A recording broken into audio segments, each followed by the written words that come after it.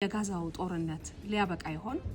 የአሜሪካው ፕሬዝዳንት ዶናልድ ትራምፕ ከእስራኤሉ ጠቅላይ ሚኒስትር ቤንያሚን ኔታንያሁ ጋር በጋዛ ያለው ጦርነት በሚያበቃበት ሁኔታ ላይ ለመመካከር ቀጠሮ ይዘዋል። ሁለቱ መሪዎች ተገናኝተው ጦርነቱ በምን ሁኔታ ሊያበቃ ይችላል በሚለው ጉዳይ ላይ ይነጋገራሉ ተብሎ ይጠበቃል።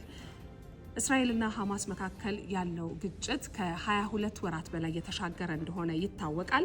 እስራኤል በጋዛ እየፈጸመች ያለው ጥቃት ደግሞ ከዓለም አቀፉ ማህበረሰብ ከፍተኛ ትችትን እያስተናገደ ነው የሚገኘው። በተለይ ደግሞ በጋዛ ያለው የሰብአዊ ድጋፍ አቅርቦት አናሳ መሆንና በርካታ ህጻናት፣ ሴቶችና አዛውንቶች ህይወታቸውን እያጡ መቀጠላቸው ዓለምን ያሳዘነ ጉዳይ ሆኗል። እስራኤል ግን ሐማስን ካላጠፋው ከጋዛ አልወጣም የሚል አቋሟን ይዛ ቀጥላለች። የአሜሪካው ፕሬዝዳንት ዶናልድ ትራምፕ ደግሞ በጋዛ ያለው ጦርነት እንዲያበቃ የሚያስችል ስምምነት ከሐማስ ጋር እንድታደርግ እስራኤልን ሊያማክሩ ጠቅላይ ሚኒስትር ቤንያሚን ኔታንያሁን ሊያነጋግሯቸው ቀጠሮ ይዘዋል። ዶናልድ ትራምፕ በጋዛ ያለው ጦርነት እንዲያበቃ የጀመሩት ጉዞ እንቅስቃሴ ይሳካ ይሆን የሚለው ተጠባቂ ጉዳይ ሆኗል። ዶናልድ ትራምፕ በእስራኤልና በኢራን መካከል የነበረው ግጭት እንዲቋጭና በሁለቱ ሀገራት መካከል የተኩስ አቁም እንዲፈጠር ማስቻላቸው ይታወሳል።